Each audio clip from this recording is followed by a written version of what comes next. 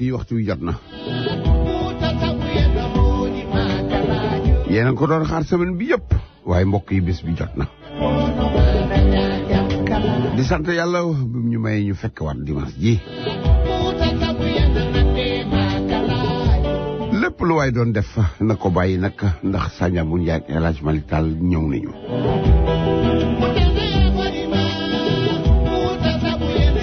yéen ñi ci tali bi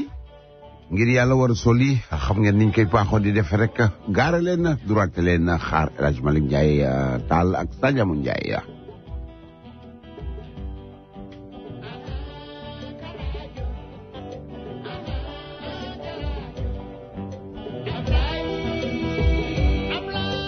xam naa ne am na ñoo xamante ne heure bii ñu ngi commencé woon du reer nañ teg kuddu yi ndax El Hadj Malick ak Saña bu Njaay ñu ngi nii nag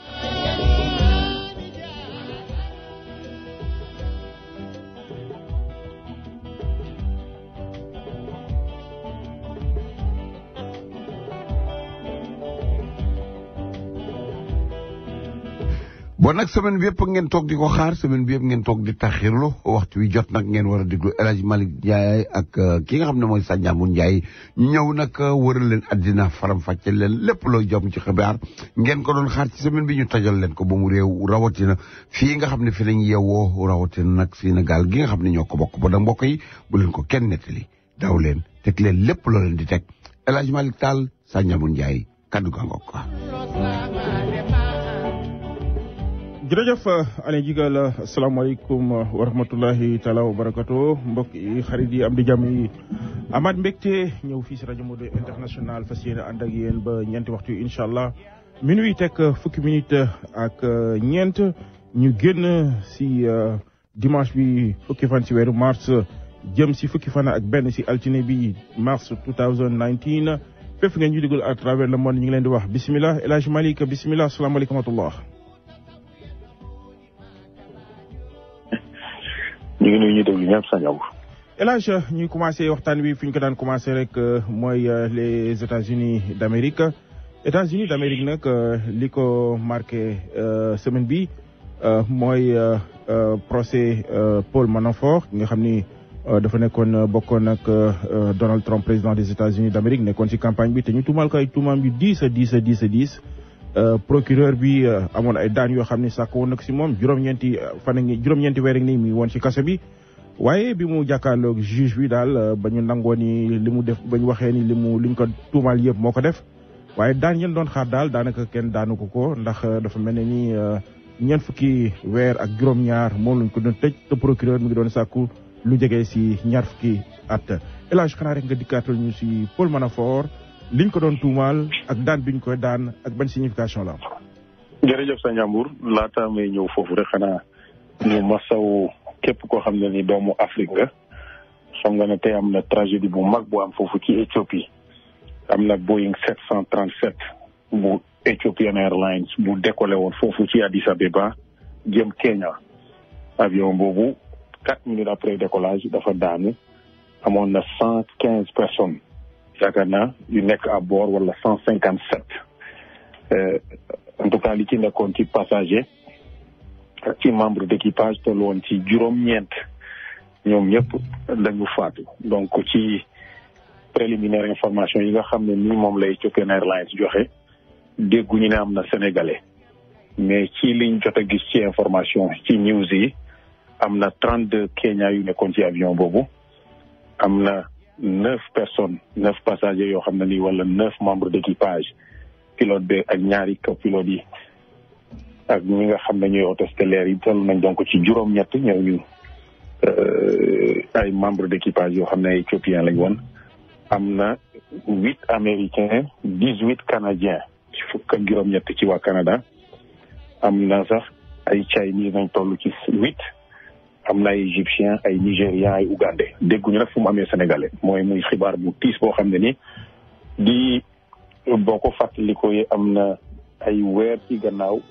même genre avion bi moo daanu ci Indonésie ci benn compagnie bu ñuy wax Lions noonu la compagnie bi tudd même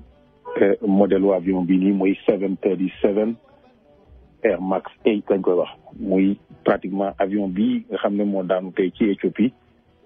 pratiquement avion bu bees tàq la ndax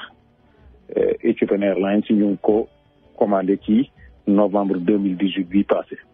donc loolu la waral américain yi yónnee fa danañu yónnee wala boog am na équipe bu ne ci yoon jëm fa boo xam ne mu ngi jógee ci non seulement ci Boeing mais aussi ci NTSB mooy National Transportation Safety Board mooy kuréel gi nga xam ne mooy saytu lépp lu jëm ci accident pour assister loolu nga xam ne mooy tiis boobu am ci Éthiopie. Ethiopian Airlines nag dafa nekk li ñu tuddee une fierté africaine compagnie bu Afrique di tiitaroo la ginnaaw ba Air Afrique suuxee les grandes compagnies aériennes yi ci àddina bi yóbbu luñ ko dara yàggul sax yaakaar naa ci weer wi ñuy génn inauguré nañ beneen ligne bu bees boo xam ne day jógee Newark Liberty International Airport di relier directement vol direct Abidjan muy pratiquement 14 heures de vol. Ethiopian Airlines di def fépp fu avion bi dem pratiquement dañ fay desservir yor les appareils les plus modernes nag mais aussi am benn réputation ci wàllu sécurité ak ci wàllu sûreté wax dëgg yàlla loolu tubaab yi ci àddina bi réew yëpp xam nañu ko alors mooy lu tiis parce que Éthiopie Addis Abeba foofu la siège yu Union africaine nekk alors nga gis boo xoolee y avait plus de 35 nationalités ci biir avion boobu tous les passagers ak les membres d'équipage kenn survivrul moom avion bu bees pilote bi nekkoon commandant de bord bi aussi di quelqu'un qui est très expérimenté il a fait plus de 8000 heures de vol donc muy tristesse pour mag a mag ci Afrique donc loolu je crois que moom la ñu bëggoon ubbee juñu nga ko léegi Paul Manafort je crois que ñiy déglu programme bi yoo xam nañ ne moo nekkoon njiitu campagne Donald Trump bi nga xamee ne junju nañu diir boobu nga xam ne mu ngi nekk jiite campagne bi juste après bi ñu defee convention wu parti républicain yi ay mbir yu am ci biir di presse bi yuuxoo bind ci la ñu ko tekki ndombo tànkam mu bàyyi alors ñu topp ko ci ñaari kees benn bi di ci Washington DC benn bi nekk Virginia keesu Washington DC boobu li ci ëpp ci charge yi mu ngi jëm ci wàllu fraude fiscale ci wàllu fraude bancaire alors bi ñu xoolee ci charge yi nga xam ne moom lañ ko toppee ñu àtte ko ñu ngi ko toppee woon 18 charges bi ñu demee il a été reconnu coupable sur les 10 alors bi ñu xoolee ci 10 yooyu procureur yi def li ñuy tuddee pre-sentencing memo bindu ne jàpp nañ ne lii nga xam ne ay violation yu mu def la ci at yi weesu te ñu gis ko ci juste après la campagne ñu toppee ko sur des infractions yoo xam ne ni def na pratiquement 10 ans mu serab ay banque à compte ay compte bancaire à l'étranger offshore account nëbb ko mu am ay income yoo xam ne ni fayu ci taxe mu déclarer ay income yoo xam ne ni sur les banques pour am ay prêts yoo xam ne du loolu donc yooyu yëpp biñ ko toppee ñu jàpp ne ñoom procureur yi lu mu bon war na tëdd diggante fukki at ak juróom-ñeenti kaso ak ñaar fukk ak ñeent at least ci range boobu moom la procureur yi recommandé te loolu procureur yi binduñu ko wala ñu wax ko rek teg ko ci seen bakkan en matière de procès fédéral bu ñu la attee ba ne da nga ñu la reconnaître coupable te ñu war la tegi daan loolu ñu ngi koy teg ci li ñuy tuddee Federal Sentencing Guideline am na ci commission boo xam ne en 1987 the Sentencing Commission ñoo daje woon réformer yenn yi li ñu jàppoon mooy nit dana def mbir defee ko New York ñu teg ko daan ci nangam yaatu kaso nit def la même chose ñu àtte ko California buñ tegee ki nekk New York fukki yaatu kaso te la ñu teg ko ñaari yaatu kaso wala benn yaatu kaso pour def nivellement bi ñu yemale ñëpp bu ñu attee nit ki ba ne nangam moo ko def kon bu ñu koy tegi daan mu nekk loo xam ne nii lu équitable lay nekk. loolu moo taxoon loolu moo waraloon ñu indi li ñuy tuddee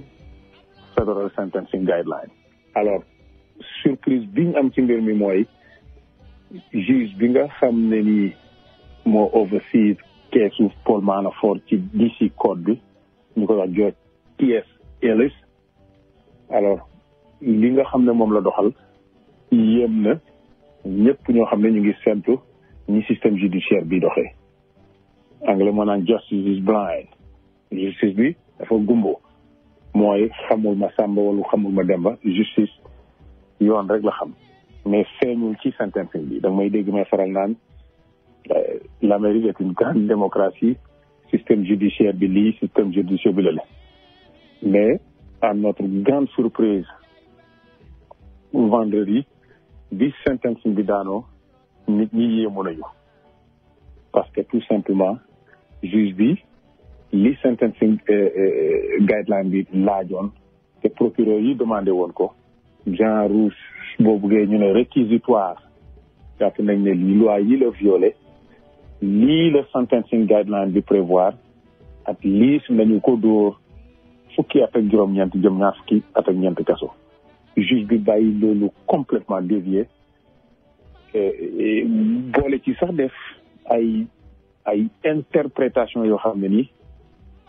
yaakaar naa ça fait tiquer beaucoup d'experts ay avocats ay anciens juges fédéraux ay anciens procureurs qui se sont dit waaw lii moom naka lañ koy interpréter. Évidemment ça ne signifie pas que George T.S. Ellis dafa c'est quelqu'un qui est corrompu wala dafa bias wala il est injuste wala signifie wul aussi que indépendance de la justice amul aux États-Unis au niveau fédéral. Ça veut dire que simplement kii sama gis-gis lépp loo xam ne nii sa njàmbur lu nit xalaat la taxawal ko yaa xam état nga koy tuddee démocratie indépendance de la justice séparation des pouvoirs noo ko mën a tuddee muy une conception humaine lu doomu aadama xalaat ak réew bu mu mënta nekk Sénégal Amérique France lii lay faral di tuddee lu may tuddee les insuffisances du système parce que ay voix de presse man nga ne Judge Ellis dafa tappale kii lii lañ ko toppee lii la sentencing guideline yi wax procureur yi lii moo nekkoon le réquisitoire mu def leneen. évidemment sentencing guideline bi du loi boo xam ne dafa tege ci ndoddu juge bi et que le juge fondamentalement daf ko war a topp non le juge moo am un pouvoir discrétionnaire d'apprécier sentencing bi mën na topp li guideline bi wax mën na tegi daan yoo xam ne ça n'a rien à voir mais ci cas bi nii ça a été un choc que njaaxum yi Paul Manafort def ci addinaam yëpp li muy tekki aussi mooy bias boobu insuffisant système judiciaire u Amérique dafay feeñ ci boo amee xaalis am baat am barke léeg-léeg système bi nooy ci yow boo amul kaddu amoo xaalis nekk un pauvre le système est sévère. Je crois que pour illustrer loolu ci biir ay bés bi ñu génnee benn soxna soo xam ne nit ku ñuul la pratiquement émigré fii nekk permanent résident yaakaar ne permanent résident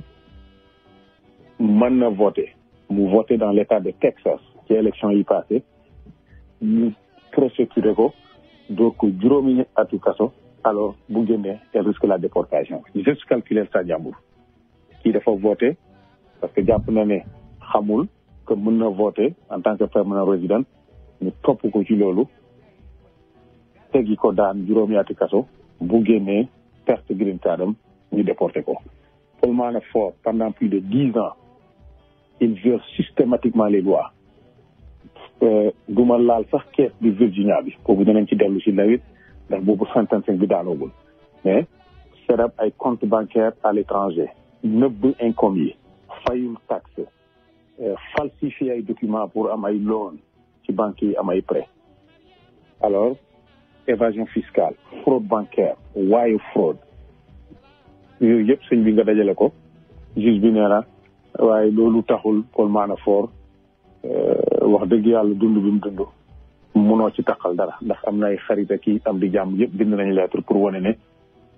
il a vécu une vie sans faute loolu la George Ellis wax.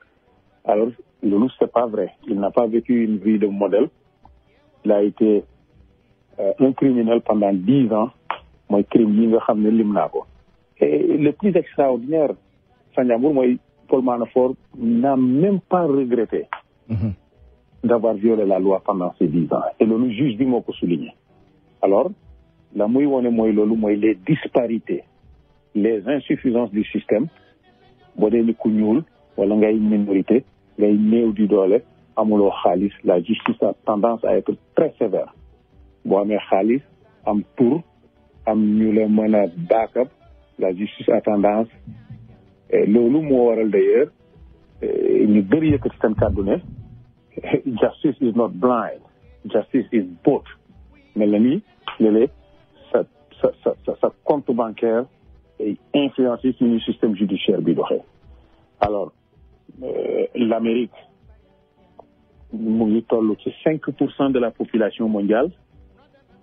waaye boo jëlee ñi ci kaso bi États-Unis ça représente 20% de la population carcérale.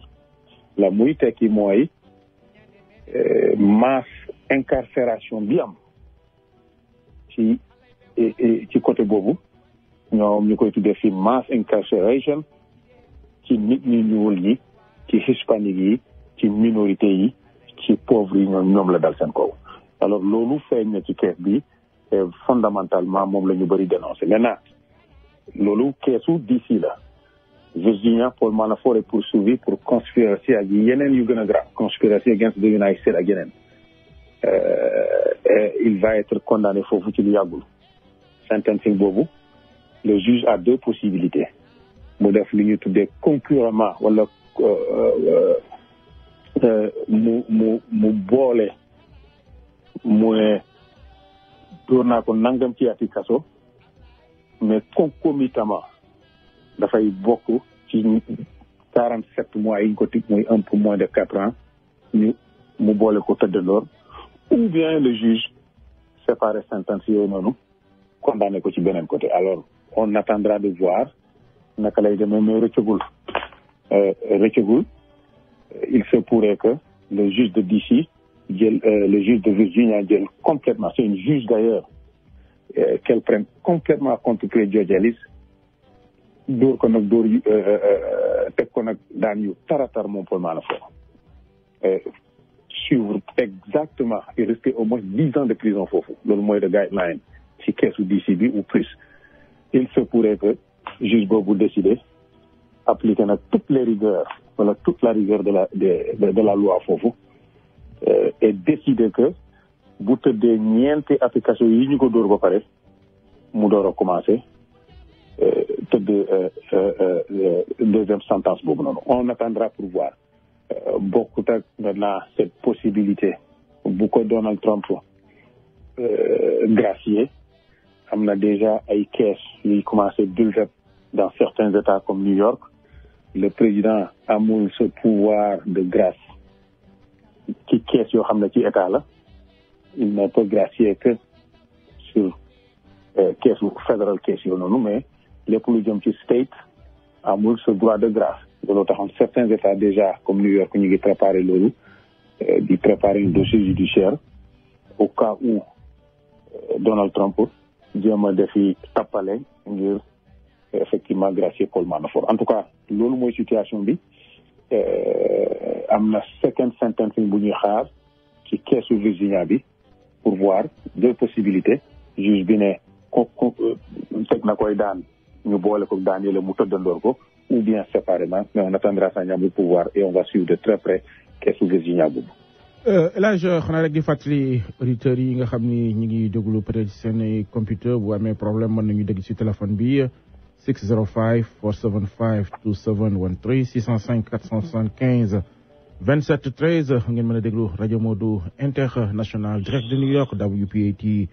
930. El Hadj du ñu bàyyee Donald Trump, dañuy rester ak moom ndax président des États-Unis dafa am doole trop doole ji nag dafa feeñ si li nga xam ni mooy taxe réforme bi nga xam ne defoon na ko gis na ni ren ji ñu bëri ñi ngi jooy ni lañ daan jotuñu ko waaye tamit immigration dossier yi ñu bëri dañoo dugal dossier ñu xool ni temps bu mu daan jël dafa mel ne dafa gën a yokk mu mel ne daal l'effet Trump dugg na si système bi complètement. absolument nit ñi dañuy faral di wax bu dee ci kawu Donald Trump la bul déglu li muy def seetal li muy def waaw bu ñu déglu li muy def nañu seet li muy def li waral loolu mooy coow li yëpp mooy immigration illégale caravane yi ñëw le problème sécuritaire wala humanitaire à la frontière du sud et cetera mais ñu bëri du ñu bàyyi xel ci li muy def donc au lieu ñuy déglu li muy wax nañu seetlu li muy def mooy son objectif fondamental tey am na kuréel gu saytu les demandes de visa ci chiffres yoo xam ne publiés par le département d'État visa yëpp réew boo ci dem pratiquement ci pas mal de pays visa yooyu dafa daanu complètement chiffres yi dafa dellu gannaaw du nekk rek visa touriste mais yeneen ak yeneen même visa étudiants yi boo jëlee les étudiants indiens yi daan ñëw fii seeni visa demande yi ça a reculé de 35%. téeméer boo jël fanweer ak juróom et d'ailleurs am na ci loo xam ne nekkul sax les demandes ñoo daanu mais ils ont préféré ñoom seen bopp dem seeti feneen parce que li daan am mooy dañu daan ñëw fii def formation supérieure am cette possibilité après bu ñu graduer liggéey fi ñaari at léeg-léeg sax jéem a wut li ñuy tuddee HB1 visa HB1 visa bi mooy léeg-léeg compagnie les giant tech yi Google Facebook ak yeneen Apple soxlay liggéeykat mais mënuñu ko am ci population américaine bi mën nañ ko am peut-être avec des Indiens des ñu jógee Hong Kong wala Taïwan wala d'autres pays africains alors processus bi il l'a rendu tellement difficile te xoolal tappale Donald Trump yàggul dara golf club yi mu yor ña fa doon liggéey ñu bëri amuñu kayit te ñoom ña fa nekk xam nañu loolu parce que d'ailleurs il y a une enquête qui a été ouverte par the Attorney General of the State of New York état bi qui représenté comme ministre de la justice ubbi na ci enquête donc au moment où mu doon def crackdown boobu ci système bi boobu pas mal de gens liggéey nañ ci compagnie te amuñu kayit alors ñi nga xam ne dañu fi nekk soxla visa pour seen i fiancé góor wala jigéen ils ont d'énormes problèmes pour visa yooyu antu ñi nga xam ne dañu naturaliser wu bëgg utiliser le principe de réunion familiale li ñu tuddee family reunification ils ont d'énormes problèmes pour indi seen i donc across the board même les demandes de visa touristes dafa daanu ne nañu plus de 18 wala 17%. alors nga gis ne politique bi kon du rek jàpp déporté wala jafeel les demandes d'asile wala jafeel les procédures de réfugiés mais au niveau légal ñi nga xam ne dañu légal ba pare jaar ci la procédure légale ngir def dara ils ont d'énormes problèmes naturalisation tout au plus 6 mois la daan jël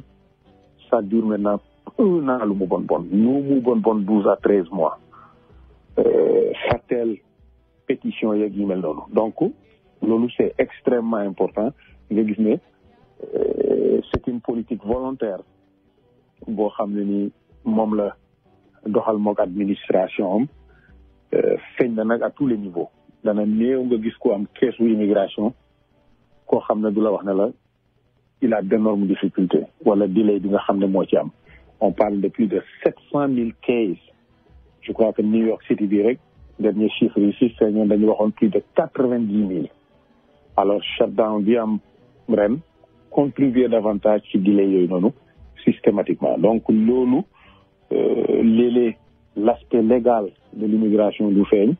nit ñi ñu gën a bàyyi seen xel ci yeneen yi mais lii la administration décidé alors feeñ na ci chiffres yi feeñ na ci tous les types de visas feeñ na ci sur toutes les types de procédures sañ amu El Hadj xanaa rek ñu daal di jóge États-Unis nag dem Sénégal na nga li ko marqué xam ngeen ni semaine passée le Conseil constitutionnel confirmé na la victoire du président Macky Sall au premier tour avec plus de 58%. ñu gis le lendemain le président de la République woote ndaje boo xam ni dafa woote dialogue national waaye surtout El Hadj dafa mel ni le président de la République déglu na la wala am na ay conseillers yu la déglu ndax si discours am boobu li mu njëkk a wax mooy 42% yi nga xam ni voté luñ ko te nga tuddoon ko fii c'est sa analyse dimanche passé mu xamal ni dégg na 42% yooyu wax ak ñoom El Hadj nga dikkal ñu si sortie président de la République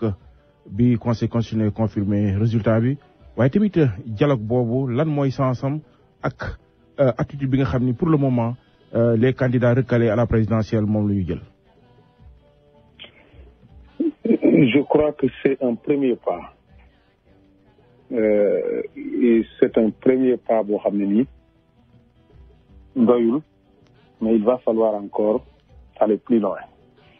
et c'est vrai que boo contexte am mooy lii c'est son dernier mandat bu ma faral di wax dernier mandat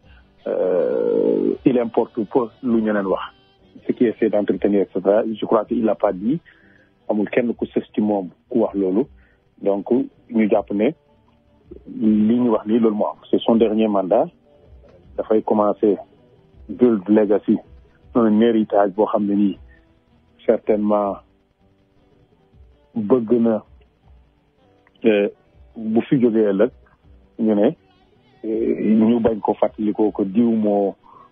c'est durant son époque Khalifa Sall a été retenu wala la ñu def lii wala def la mais seet quels sont les aspects négatifs yi na lii la def ci en termes de réalisation mais mieux il a été à l'origine pour taper xol yi surtout ñi nga xam ne ñoo nekk dans le champ politique donc c'est un premier pas c'est pas suffisant danaa ñëw léegi li tax ma jàpp ne c'est pas suffisant et que y a d'autres mbir yoo xam ne bu ci suivre ça pourrait aller plus loin maintenant ñi nga xam ne nii ils ne sont pas des leaders politiques wala dañu nekk rek ci diaspora bi sànni xeer saaga wax ñaaw ñooñu taxul may wax parce que après da nga dégg toujours ci rajo yi expliquer ay il a volé les élections il faut pas dialoguer avec lui ñooñu seen avis seeni avis ak sama avis ak yow sa avis mooy yem c'est irrelevant non seulement nekkul Sénégal mais ils dirigent aucun parti parce qu'il y a des gens qui sont là qui passent leur temps à insulter ak wax yu ñaaw et ils sont déçus peut-être parce que bu ñu sañoon réew mi tàkku ñooñu taxul ñuy wax li may wax mooy un débat constructif un dialogue constructif pour faire ne dëgg la voté lu ma ko je ne suis pas de son parti wala nga ne ànduma ak moom mais lan laa yaakaar mën nañu ko def pour les 5 prochaines années nga xam ne mën na indi une transition pacifique du pouvoir ba pare moom ci boppam peut-être loolu contribuer mu tabax héritage am mooy pare na avant muy dem mu vraiment mu fexe ba conditions yi nga xam ne yëpp réunir la loolu ci aspect boobu lay waxee alors maintenant c'est vrai que dire que am na ñu ma voté lul lan moo tax voté lul ma c'est extrêmement important mais mieux jàpp naa ne jot na moom ci boppam le président de la République mu engagé wu ci li may tuddee renouvellement générationnel peut-être que jeunes yi loolu bokk na ci li leen intéressé jéema véritablement ci ay collaborateurs am le prochain gouvernement c'est naka la jeunesse bi di reflété wu ci équipe yi nga xam ne ñoo koy wër dans le cadre du gouvernement dans le cadre de ses collaborateurs et cetera loolu je crois que ça va être extrêmement important mais maintenant l'opposition jusqu'ici jàpp naa ne réagir guñu favorablement à cet appel-là parce que simplement opposition bi point bi ñuy avancé c'est important jàpp nañ ne dialogue yi fi amoon ça n'a pas mené à grand-chose dëgg la ñaareel bi le président ak ay mouvance am dañuy jëfandikoo la majorité automatique bi ñu am assemblée nationale pour jàllale seeni projet de loi les anciens régimes yi fi nekkoon loolu lañ doon def loolu dafay créer li may tuddee la rupture du consensus national feeñ ci parrainage bi feeñ na ci yeneen lan la lépp loo xam ne dana am lu ñu mën a def cette fois-ci def ko différemment mooy nekk à ce niveau-là make sure ñu teg ci loxo opposition bi rawatina lu may tuddee l'opposition significative nga xam ne weesuwul fukki parti quoi qu'on dise il y a plus de 200 partis fexe ba teg ci loxo opposition boobu noonu comme moom le président de la République imaginez juste après sa prestation de serment que le président de la République def une déclaration solennelle que mandat juróomi at bii ma nekk mooy sama dernier mandat en aucune circonstance bu ma présenté wu ci beneen élection et danaa fexe ba toutes les conditions réuniront pour une transition pacifique du pouvoir. Sandiambour, voilà une déclaration boo xam ne qui lève l'ambiguïté et qui rassure tous les prétendants yi wut pouvoir bi tous les prétendants Idrissa Seck muy Ousmane Sonko muy les autres képp ku boobaa ku bokk ci li may tuddee l'opposition significative dana pare nag bu boobaa pour ñëw ànd ak moom liggéey. Évidemment ça ouvre toute une guerre de succession ci biir partem ci biir mouvance présidentielle mais mouvance bi il va falloir aller vers autre chose waaw maintenant pour loolu c'est absolument la bonne démarche Macky Sall lève tout équivoque ci wàllu mandat wala feneen ak feneen assurer l'opposition que njaaxaanaay lay tëddee il va organiser cette transition fii ak 5 ans Inch'Allah pour que mu jaar ci yoon que tous les acteurs politiques bu boobaa yem ci jeu bi ça va être quelque chose de formidable te bu defee loolu je crois que loolu bokk na li créer déclic pour que l'opposition commence véritablement rallier ci moom maintenant l'opposition li am mooy l'opposition ci ñeent candidats yi wala juróom yi ñu ci radicaliser wu ci ñoom bu ñu jot ci réew mi le peuple sénégalais est un peuple mûr boo xam ne prudent aussi ci seeni démarche bëgguñu l'extrémisme li may tuddee l'extrémisme mooy radicaliser wu ci wàllu politique si le président offre il me semble une main tendue sincère basée wu ci lii ma la wax qui montre que pare na ci politique bi Sénégal li muy def rek mooy arbitre bu boobaa tax tëddee njaaxaanaay pour que ci Sénégalais yi wóolu jiite réew mi ci biir candidat yooyu ñi ciy développer une attitude récalcitrante ba pare nekk radicalisé wu complètement avec un discours radical ñooñu duñu jot ci réew mi et li ma la wax il va falloir compter avec ça. mais Malick bala nga yegg radicalisé boobu de bëgg nañ nga faram fàcce ko ci olof nit ñi gën ka mën a leer. li ma koy tuddee mooy rejeter son offre continuer ce discours de pré-campagne et de campagne que gars yi sàcc nañ xaalis bi gars yi luubal nañu xaalis bi que il y a rien de bon dara changé wu fi il faut pas répondre à sa main tendue na dem etc. Je crois que il va falloir que les gens centrés ou un peu nekk de véritables centristes et surtout ce discours ça dama koy cadrer surtout ci Ousmane Sonko il se retrouve avec 15%. Alors 15% bu la fal peut-être que 2024 boo doublé sa score yaa ngi 30%. Idrissa Seck à 20%. Mais lii voté aussi ci biir électorat bi am na ay li ci ëpp ci li voté c'est pas les jeunes bu ñu amoon sondage sorti des jeunes da nga gis ne bëri na ay muskallaf yu voté yoo xam ne wala ñu ëpp ci ñu voté ci loo xam ne li ñuy seet mooy souvent ils ont tendance à mettre tous les hommes politiques sur le même piédestal donc ñu ngi xool ñoom ñëpp yamuñu c'est pas vrai mais day am alors ñu ngi xool kan moo mën a un peu pas modérer son discours mais nekk un peu centriste parce que l'électorat sénégalais n'est pas sur les deux extrêmes l'union extrême gauche l'union extrême droite c'est un électorat centriste sur beaucoup de choses même sur les valeurs ak yooyu ils ont tendance à être centristes alors looloo taral waral ma ne bu Macky Sall defee s'il va au-delà que li mu wax rek et il a besoin d'aller au-delà pour que l'opposition véritablement mën a ñëw ci loolu qu'il fasse une offre très sincère de cette déclaration bi ma lay wax par rapport à un potentiel beneen mandat bu tëjee vraiment bu tëjee les spéculations à ce niveau da nga gis ne opposition bi commencé peut-être réagir favorablement à ce dialogue tout en sachant que désormais arbitre rek lay nekk mais ci biir opposition boobu noonu le discours devra changer maintenant le discours devra changer mënatul nekk aussi ce discours de anti il va falloir nekk ce discours vraiment de renouvellement générationnel lii lañ fi def une génération nouvelle a ngi ñëw avec de nouvelles idées avec de nouvelles démarches sans que mu nekk de brûler tout ce qui a été fait jusqu'ici et de tourner la page loolu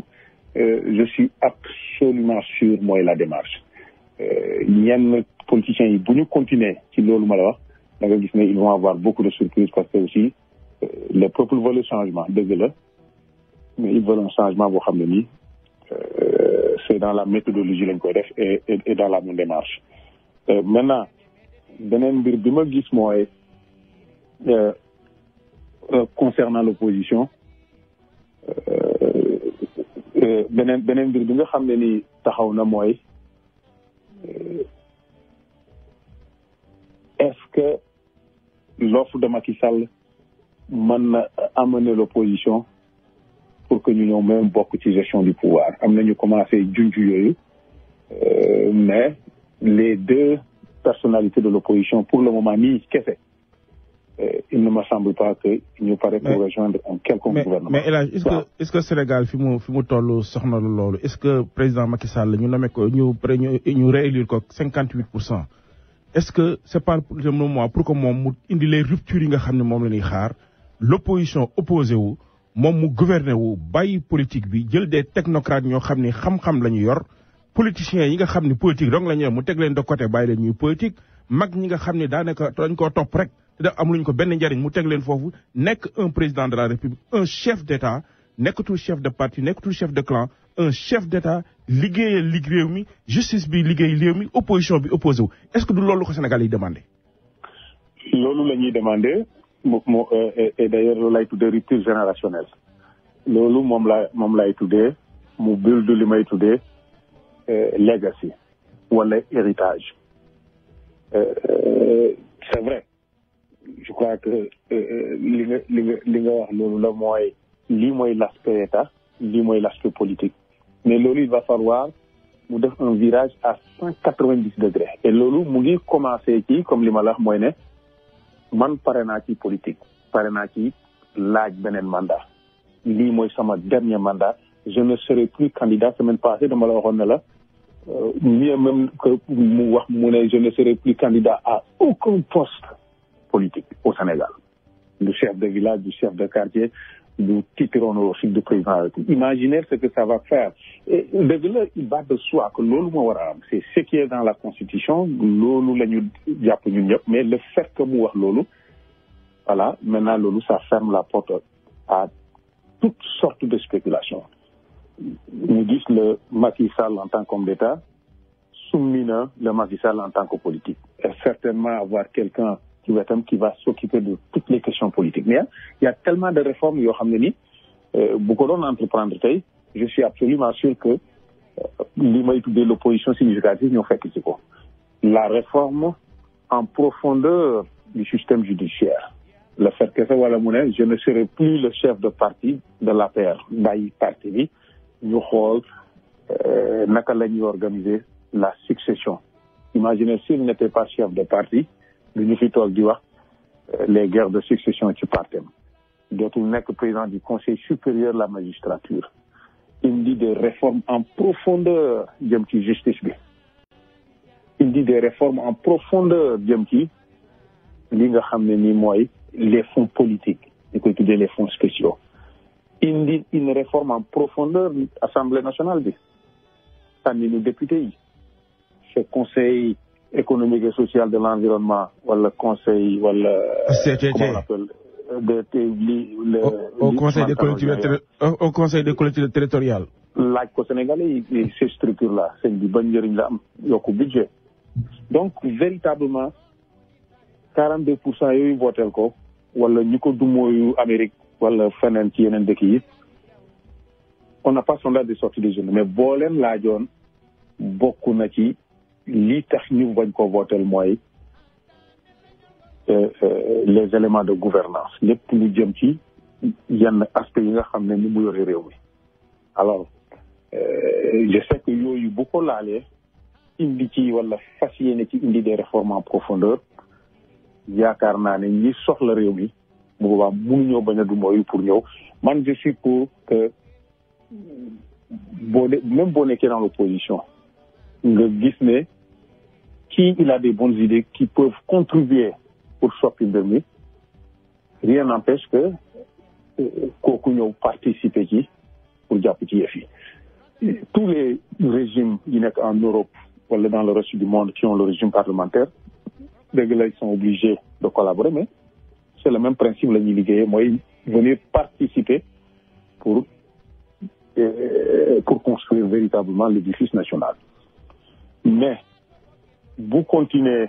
comme ça a été pendant les 7 ans au but de cette mouvance présidentielle bi nga xam ne nii elle a fonctionné comme ça dans l'aspect politique mu bañ a am aucun changement en profondeur imaginez Macky Sall qui dit à ses partisans que képp ku fi defati dara tu seras poursuivi comme l'ont été les autres. Imaginez ce type de discours. Mu bañ a nekk discours mais mu nekk véritablement une réalité qui sera appliquée. Alors loolu Sandiambou je crois que ça va créer benn déclic. Li am ba am mooy les discours sont bons mais les faits encore moo ëpp mooy wane ne il a gagné mais xoolal ci biir électorat bi ceux qui n'ont pas voté pour lui lan mooy la prochaine étape. Je sais que l'opposition ne participera pas ci dialogue rek ci nii il va falloir avoir des signaux forts et des actes ñu poser pour que ñoom non seulement ñu participer ci dialogue mais éventuellement jéem a participer ci un gouvernement participation ci gouvernement ce n'est pas à l'ordre du jour mais dama ko junj comme étant que en politique rien n'est impossible mais lépp a ngi dépendre ci président de la République bi s'il pose des gestes forts yoo xam ne ni Sandiambou mën na convaincre l'opposition surtout li may tuddee l'opposition significative. Voilà merci El Hadj Malick daanaka léegi ñu jéggi waxtu wi encore une fois di la sant di la gërëm. bëggoon naa waaw voilà. allez-y boo ko mënee introduire. waaw voilà El Hadj kon ñu ñëw si mbir mi benn information la boo xam ni Walfadjri ñoom ñoo def benn reportage. benn maire boo xam ni mi ngi nekk si Saloum di jógee dëkkam def naa ni 4 wala 7 kilomètres la. 7 kilomètres di ñëw toujours Kaolack di jaay si këriñ vraiment si conditions yu difficile mun na am benn mouvement boo xam ni c'est presque un mouvement international boo xam ni jóg nañu pour vraiment am sympathie si suñu yaay jooju suñu jigéen boobu ba pour ñu jàppale ko El Hadj ma bàyyi la rek léegi nga gën koo leeral. auditeurs yaa ngi lay déglu fii si rajo Mode International. voilà soxna si je crois que ci journée internationale de la femme bi. ci la Walfadjri def reportage bi je crois que ñu bëri ci yéen gis nañu vidéo bi sur les réseaux sociaux muy jógee dëkk bu ñuy wax Makka Ndiaye di ñëw ak Kaolack chaque jour dafa laago elle est veuve borom këram gaañu na ay at te sur son côté droit dafa laago handicapé mais yenu dox 7 kilomètres ñëw jaay ay këriñam. delluwaat dëkkam pour nourrir sa famille alors bi Walfadjri dafay reportage bi je crois que ça a été repris par pas mal de sites ñu reposté ko sur les réseaux sociaux am nag véritablement benn élan de solidarité internationale boo xam ne judd na ci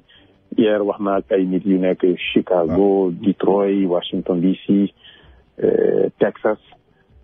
ba Seattle am na ñeneen ñu nekk Europe comme nii rek les gens sont échangés alors nit ñi ne wax dëgg yàlla de ki nga xam ne nii dafay def loolu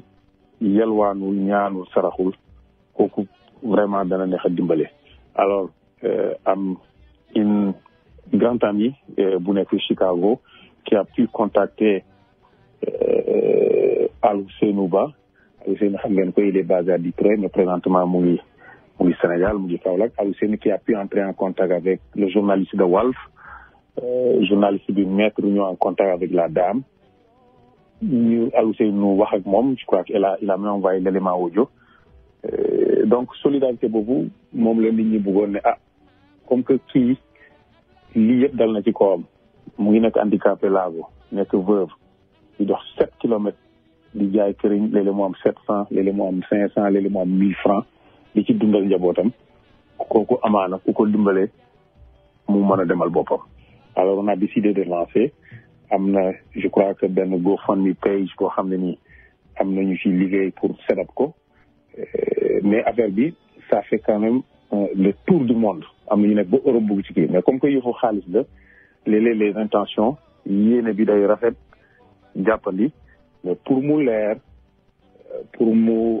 tappale bañ ci rax parce que lépp muy laal ci xaalis souvent les intentions sont bonnes ñu ne nañu fexe ba am quelqu'un de sûr qui est sur place mu bañ a am benn middleman ku ñëw ne jarbaat la wala nijaay la wala nangam donc lu ci waay def ñu tuddee ko fi sabilillah ñu teg ko ci loxo Alioune qui a à Kaolack muy ku jub jullite ku baax je crois que ñëpp mën nañ ko seede et il dirige la coordination d'Aïra Ansaroudine fii aux États-Unis.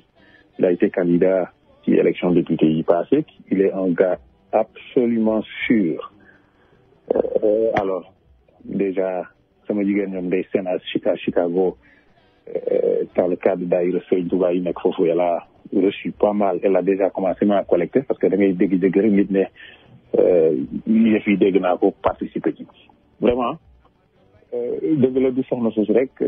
dans la région de Kaolack Diourbel foo dem da nga gis ñoo xam ne nii tey. Elhadj oui. tënk ko 15 secondes ñu jéggi waxtu wi.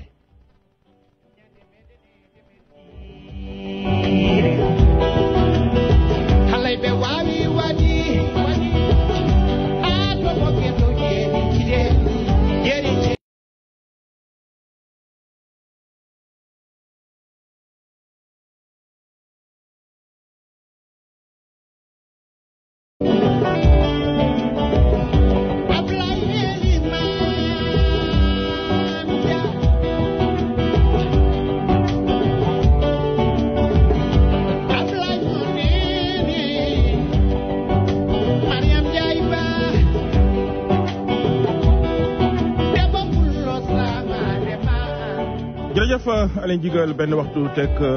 ñetti minute rajo Modi International ngeen ngi déglu fii si New York juróomi waxtu teg ñetti minute foofu si Sénégal ñu nekk ak El Hadji Malick Tall suñu Global News Consultant dégg ngeen jàngat bi mu def si Amérique ak Sénégal waaye tamit ñu ngi amoon benn cas social boo xam ne El Hadji yaa ngi si woon muy suñu benn jigéen suñu benn tante wala yaay joo xam ni ma nga nekk foofu si Saloum di def lu kéemaane ba communauté internationale bu Sénégal bi yëpp vraiment seen yaram seen xool tooy ñu bëgg see jàpp ñu ko dimbali El Hadji xanaa rek ñu bàyyi la ñu del si wàcc. donc du ma guddalaat bi donc loolu mooy cas bi donc cas social la c'est un cas humainement douloureux nit ñi décidé je crois que il n'y a pas eu nag du organisation du nit ñi waxtaanee du ay nit waxtaanee c'est à l'emporte-pièce. Donc je crois que sur les réseaux sociaux les gens ku nekk bind ne bu ñu taxawaloon mbir pour assister cette dame là donc de Detroit à Chicago, Seattle, Washington DC, Texas, New York noonu la effort yi coordonné woo quelqu'un me disait cet après-midi que même en Europe gis na ñoo xam ne nii ne nañu bëgg nañu numéro soxna si pour dimbale ko. Je crois que nous avons son numéro am nañu ay éléments audio malheureusement c'était sur de Messenger. J'ai pas pu relayer la ko pour ñu mën ko partager mais mu yaakaaroon si les gens coordonné fii mën nañu ko jàppale et que ki neex a jàppale mooy ki nga xam ne nii doo ko jox jën mais jàngal ko nu muy nappee je crois que kii yenu paan këriñ dox 7 kilomètres ak sa handicap ak tàngoor bi aller retour kooku amaana boo ko jàppale tuuti mën na def yëfu boppam loo xam ne nii mën na ci suturlu alors c'était un reportage comme li ma wax dans le cadre de la journée mondiale de la journée internationale de la femme peut-être ce journaliste de Walf TV moom il a eu le flair pour def ci moom reportage boobu peut-être foofu la yàlla jaarale affaire yi wala nar ko jaarale pour que dundam soppeeku ci loolu en tout cas loolu bëggoon naa ñun ñëpp ñu def ko suñu yëfu bopp ku ci am $1 $2 $5 10 15 20 lu ci waay man ñu mën def cash app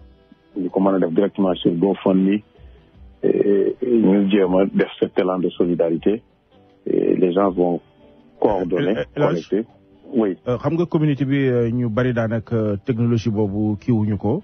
léegi ñu bari yor nañu numéro Alain Jigal léegi li ma bëggoon mooy nga joxe sa numéro téléphone waaye tamit nga joxe numéro téléphone soxna soosu su ko defee yow ku la gis wala mën la yónnee mu jox la ko ku mën a yónnee Alain Jigal mu jox la ko nga jox ko bu ko defee yow fii au niveau de New York peut-être mën nga mën a coordonner noonu surtout nga nekk si structure boo xam da ngeen def transfert d'argent mu mën a dem directement si soxla si bu fekkee ni tam am na ñoo xam ne dañoo bëgg a contacter directement soxna si tamit ñu jox leen seen numéro. En tout cas Al Ousseynou Ba mi coordonné mën naa joxe aussi bien numéro WhatsApp am que son numéro du Sénégal Al Ousseynou mën nañ ko joindre ci 734 604 7443 loolu numéro WhatsApp la il est au Sénégal wax naa ak soxna si tey je crois que ku ko woo foofu mën nga ko jot 734 604 7443 mais aussi numéro Sénégalam mu ngi fini 77 198 02 97. Est-ce que ça c'est pas le numéro de la dame? En tout cas, je vais vérifier avec Ndeysen qui est à Chicago. Dame bi nu mu tudd? Ouli Diop. Voilà. Donc je crois que bu ngeen xoolee sur les réseaux sociaux da ngeen gis pas mal de sites ont reposté la vidéo. Donc maintenant comme li nga wax ñi nga xam ne ni xaruñu ci mbir mi dañu bëgg a participer directement. fépp foo xam ne à New York. fu ay Sénégalais di daje la. muy chez Alain muy beneen place muy ci jumaa yi ci jàkka yi ceux qui viennent à la BHS que ce soit à Brooklyn à New Jersey à downtown wala fii à Harlem que ce soit dans les restaurants donc bu ngeen ñu wooyee ngeen ne place sangam on a laissé ça là-bas mën ngeen ñu woo ci 646 512 15 34 bu boobaa on fera toutes les démarches ñu jéem a lu ñu mënta jàpp ñu bàyyi ko pour participer ci loolu dajale ko je crois que c'est comme li ma wax nag lu ay ñaari nit ñetti nit dajaloo waxtaane nañ def lii vraiment c'est un mouvement spontané Sandiabou ni ma ko xamee nii mooy sur les réseaux sociaux je suis rentré j'ai vu des gens def commentaire mais si on faisait quelque chose am na ñu nekk New York peut-être ñu ngi déglu xam nañu loolu am na ñu nekk Chicago Washington DC les Boga Moussa et cetera et je sais que elage yaram benn la foofi laal rek borom yëg ko xam nga dafa am loo xam ni jullit bu ko amee dalee jullit nga jullit na moom boo solee dàllam rek da ngay yëg mbir mi yëg carrément mooy dal ndaw soos ku nekk da nga koy xool si sa jigéen nga xool ko si sa yaay il faut que sa yaram daw waaw il faut que sa yaram daw je crois que dafa mel ni nag loolu nga wax noonu mooy tënk affaire yi c'est ce qui s'est passé maanaam wax benn soxna Chicago mu ne ma que ngeen def dara ngeen bañ ko def moom décidé na ne chaque mois lu ko yàlla mën loo dana ci jàpp alors pour woon la ne pour dëggal loolu nga wax certainement elle se dit aussi que ñu mel noonu ñoo neex a jàppale ñi nga xam ne ni demuñu pour yelwaan wala pour ñaan pour saraxe parce que c'est le sens du travail imaginez loolu une dame handicapée âgée du parcours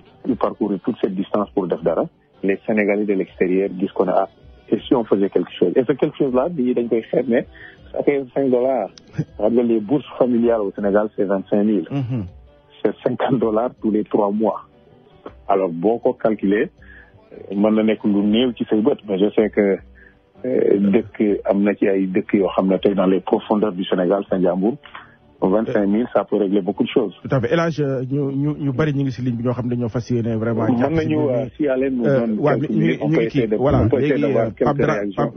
Pape Dramé Marila mi ngi si. Wuri nga xam ne mooy président des Kaolackois mi ngi si am na ñenn ñu si nekk El Hadj. allez ñu jël quelques auditeurs. si ok bon nag ñu daal di jëkk ci kenn ndax façon ki nga xam ne moo jiite Kaolack yi moom tamit di Wuri Ba moom tamit dina woote pour joxe contribution ñu jël kenn ki allo. allo waaw. maa ngi siyaare Baye Malick maa ngi lay siyaare. maa ngi dellu ziar bu baax a baax. ok xibaar bi man ci ngoon gi laa ko jot Abdoulaye Fall moo ko dugal ci suñu groupe bi. man waxoon naa ko ci ngoon li ma koy wax ba pare dama ko ni soxna si fu mu dëkk laa soxla ma xam ko. man dana xam naka lay def. waaw mu ne ma. na ci ñëpp jàpp ma ne ko kii yaakaar naa ne man kenn mun naa ko xendal. loolu laa ko wax ci ngoon. ma dugal ci suñu groupe bi. ne leen soxna si laa bëgg képp ku xam fu mu nekk dëkk bu mu dëkk nga wax ma ko. 7 kilomètres Kaolack la. waaw léegi nag man lii laa ci soxla woon xaw ma woon sax booba ndeke nit ñi yëg nañ ko wala déet man damaa wut sama téléphone gis ko ci groupe bi. ma jëloon sama engagement pour lijjanti fu mu dëkk ba xam ko. am nu ma def ak moom yàlla def na léegi comme ñëpp yëg nañ ko mbir mi gën naa yomb ci man. voilà. Wuri mii bàyyil naa ko message bi su duggee dana leen ko wax. waaw Wuri dana dugg waaw ci ngoon bi ma jotee message bi rek man laa ko bàyyil message. ne leen nee naa ko yow jox naa la sart nga lijjantil ma ko fu mu dëkk ak numéro téléphone am ak lépp def naa ne kon ku xoo ñi numéro yi nga joxe ni ku xoo waa ji da nga ci xam lu gën a leer kon. absolument bu ko defee ci biir dëkk bi lépp luñ fiy dajale ku ko mën a dajale indil la ko baax na ku ko mënut boo ma xooyee man dinaa ko jël ñëw lu ma ci xam danaa ko dajale ñëw jox la ko bu soobee yàlla. incha allah luñ ci dajale danañ ko yónnee directement lu seenu. baax na waaw moom moo contacté tey soxna si wax na ak moom. am nañu élément audio bi. donc te Ousseynou c'est le meilleur partenaire bi ñu mën a am foofu noonu. baax na incha allah man li ma ci bëggoon xam naa ko comme nit ñi yëg nañ ko ta information yi leer na rek jërëjëf. ok. jërëjëf Pape Dramé yaakaar naa ne Wuri Ba tamit mu ngi ci ligne bi Wuri. waaw asalaamaaleykum. waa États-Unis maa ngi nuyu El Hadj Malick. di nuyu Ndiambour di nuyu Sénégalais yi fi nekk yëpp. Wuri ñu lay nuyu affaire bi dañ ko posté ci sama association ci WhatsApp bi. ma daal di ko gis ne affaire bu doy waar la. léegi bi ma ko waxee ma woo Alain ne ko il faut que loolu ma wax ko ci rajo bi à ma qualité de président des Kaolackois aux États-Unis may tàllal loxo bépp Kaolackois ak Saalum ak jullit ak koo xam ne mën nga xeebuñu $5 xeebuñu $2 xeebuñu $5 loo xam ne lu wér lay doon parce que lii du affaire u caaxaan xam nga $1 soo ko jëlee ci loo moomut sa loxo yi ba suñ ko tegalee da nga ko delloo te delloo boobu du doon lu neex kon nag lépp loo xam ne ñu ngi ko ciy def nanu génne affaire yi ñun association Kaolack képp koo xam ne jox nga ñu $1 daañu la bindal reçu deen ko dajale lépp ba mu mat bu nekkee ne yaa ngi nekk Bronx Fat Sall boo ko gisee Bamba Sall boo gisee Alain ak koo mën a gis ci dëkk bi mun nga fa yóbbu ñu boole ko lépp dajale ko yóbbu ko fi ñu ko war a yóbbu ñu yóbbu ko ca soxna si nga xam ne moom lañ ko war a jox parce que tamit association Kaolack boobu hôpital régional bi la fi nekkal boo xam ne dañuy dimbali ñi nga xam ne mënuñu loolu moo taxoon ñu former association bi comme gis nañu teg koo xam ne doomu Saalum la te wax dëgg yàlla 7 kilomètres yooyu muy dox di soxna Oulimata Diop mii nga xam ne laago la wax dëgg yàlla jëkkëram nekku fi mu am ay doomam kon ñun tamit war nañoo jël suñu responsabilité comme affaire bi c'est mondialement kon nag ñu taxaw ci ñun ñëpp bés ni ki tey Ousseynou Konté ngi fi Marila ngi fi jàkka yaa ngi fi restaurant yaa ngi fi ngeen bind teg ko fa képp koo xam ne ñëw nga ci association bi foo ko fa joxee ci Sadio Bari ak foo mën a joxe daan ko dajale ba mu mat ñu jël ko yóbbu ko bu dee ci Malick Tall lañ koy yóbbu ak wa réew fu ñu ko mën a yóbbu ñu dajale ko teg ko ci ay loxo yu wóor parce que association ak Malick loolu mu wax lu leer naññ la lu tegu ci yoon la te yërmande gi vraiment ñu jéem koo gaawal te xam naa ne soxla na ko te yittewoo na ko ñun tam nag suñu association vraiment ñun pare nañ à partir de léegi ni ñu ngi commencé suñu fundraising tegale ko jéem koo xool nuñ koy tegee maa ngi woo Sénégalais yëpp maa ngi woo képp kuy jullit maa ngi woo képp kuy wax ashhadu an la ilaha illallah ashhadu anna muhammadu rasulullah maa ngi lay woo ngir nga dimbali soxna si bul ne dërëm tuuti na wandala tuuti na loo am indi ko bu dee yére bu dee dàll bu dee lépp loo ko mën a dimbalee indi ko nga dégale ko ñu indi ko ñu seet nu ñu koy def de soxna si gën Malick loolu la julli di def Alain yéen ñëpp la ngeen passé wax dëgg yàlla tegu na ci yoon ñu ngi woo waa White Plains New Rochelle Brooklyn et Staten Island bàyyiwuñu kenn kon yàlla nañu yàlla defal jàmm Malick kontaan nañ ci wax ji Alain kontaan nañ ci lépp jërë ngeen jëf macha allah jërëjëf ok jërëjëf ma jëlaat keneen allo waaw allo Alain oui maa ngi lay nuyu ñu ngi lay fay kooku man la Alaaji Malay Malay waaw Malay dama goo makk mais xam naa yow laay xaar nga dagal ma paas ma jeex na incha allah maa ngi jaar sa njàmbur na ngeen def jërëjëf sami alhamdulilah ni Alaaji Malick wax ndaw si gis naa ko démb ci reportage bi ndeysaan ban koy laaj sax journée mondiale de la femme mu ni xamul sax lu journée mondiale de la femme ci biir waxtaan bi yaa ngi dégg mu naan bu ma jaayee pare damay jënd jiw jënd ceeb donc kooku yaakaar naa lu muy dundal njabootam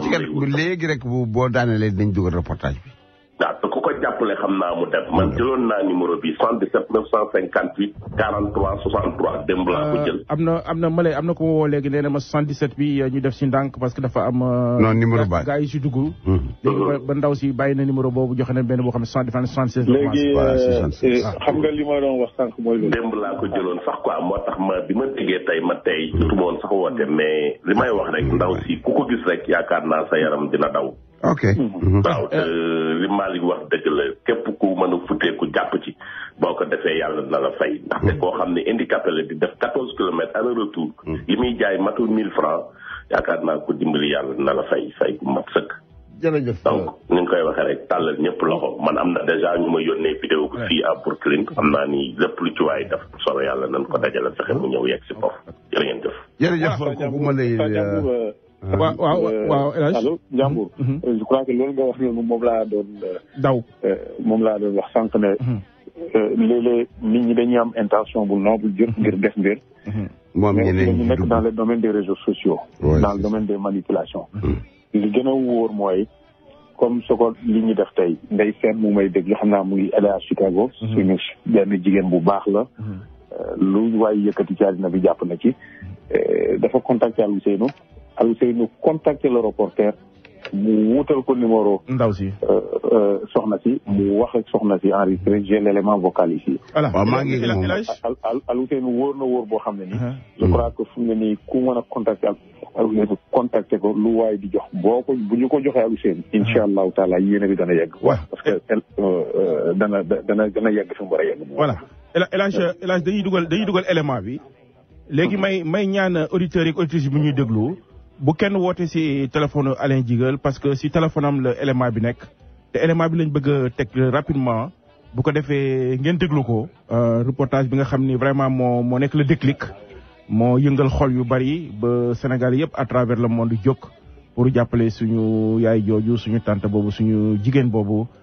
nekk foofu si Saloum kon nag képp koo xam ni yaa ngi déglu bul woot numéro téléphone Alain Jigal parce que si rajo si téléphone am la élément bi def Alain ñu déglu élément bi. kon nag ñu daal di pare rek déglu élément bi nga xamante ne daw na yaram te ñëpp war ko déglu rek ñu daal di ci ànd ak fii ci rajo Modou International. soxna si ngi wuyoo si turu Oli Diop si njaayum këriñ lay yëngu li ëpp fukki at a ngi nii kile am lu jege fanweeru at ak lu topp te ameek laago daanaka ci wetu ndeyjooram bi yépp teewut bés bu yàlla sàkk mu def juróom-ñaari kilomètre jógee Màkka Njaay wutal si Kaolack ngir njaay mi damay dox ba ñëw léeg-léeg bu ma oto jotee yóbbaale ko su ma oto jotut damay dox ba egg ñu si gëpp doole damay dox may ndax dama am dara lu ma yóbbu fukki at daal xam naa ne moom bu ko petit maa ngi ci wukk ma di dem ak ñëw léegi booba léegi si nag maa ngi si liggéey di dem ak ñëw teel a ñàkk jëkkër njaboote ñaari bant te teewut muy jang-jangi ngir dépense u kër gi mu yaakaaree ko ci akus néew li muy am si bénéfice ndeem sax am na. léegi dina am téeméer ak juróom fukk bu fekk saako bu baaxul sax naa ko sotti ba pare léegi ma jaay ko pare duma am dara damay dem lebi dikk mottali borom ma jaay ba pare léegi nag naa jënd ceeb 2 kilo naa jënd diw litre léegi xaj añ ak reer bis bu ma jaay wut waa kër ga moom ma ndax ñuy samay xale la man maa leen jur seen biir seen papa gaañu xale yi seen papa xamuñu ko sax léegi fi nekk ni ñoom seen bopp ñu jàng pareeguñu. bu ñu ñëwaatee si njaayum këriñ gi kéem tolluwaayu kàttanam lay def ngir bëggal kiliyaanam yi ci wër ak wëndeelu ci quartier Kaolack yi jaay leen. toujours maa ba may ñëw damay yanoon di jaay di ko wër di ñëw léegi première dama naan yanoon di wër boobu amu ko woon kiliyaan waaye te may wër di jaay bu mu jaay ji xam ma di jëndee man ma ñëw di jënd ma ñëw di leen jaay léegi nag ndax xam nañ ne damay jaay si su ma ñëwatee rek damay ñëw natt leen léegi sama client dañu may xaar te uma leen lu ma jàpp léegi si leer laa mën a nekk. Oli mi mësul am benn yoon financement te du si yàccaaralam li mu mën def na ko ngir mën a génn si ndóol waaye antuwut. diggante woon naa ba kayit yooyu ñu ma waroon jox jot naa si waaye ba léegi si amaguma xaalis yooyu am si dara dund bi kenn joxo ko si dara man ko bëgg naa ko ma dimbali waaw léegi daal fi nekk daal dina yàlla daal si lii daal laa wiiru daal su ma amee ku may dimbali daal. lu yitteel bés bu ñu jagleel jigéen ñi Oli ne xamut luy 8 mars. bis bu ñu jagleel jigéen boobu xaw ma ko ngir ma si xaw ma ko. kenn ngi nii ci jigéenu réew mi ngànnaayoo njàmbaar ak jom fas la fu sërëm takk ndigam bés bu ne di liggéey ngir mënal boppam ak toppatoo njabootam ndey yombul di fajaru këram bés bu yàlla sàkk di waaxu ay kilomètres ci ay at yu limu du lu ñëpp mën rawatina ci ku ànd ak laago rax si dolli doon jigéen bu néew doole ba jéggi dayoo boole si kayang-kayang yi si mbedde Kaolack yi dundee ñaqam moo ko gënal dem di yarluwaani fu ne ak ci ku ne Kaolack Alhassane Ba Abdoulaye Dia Walfadjri.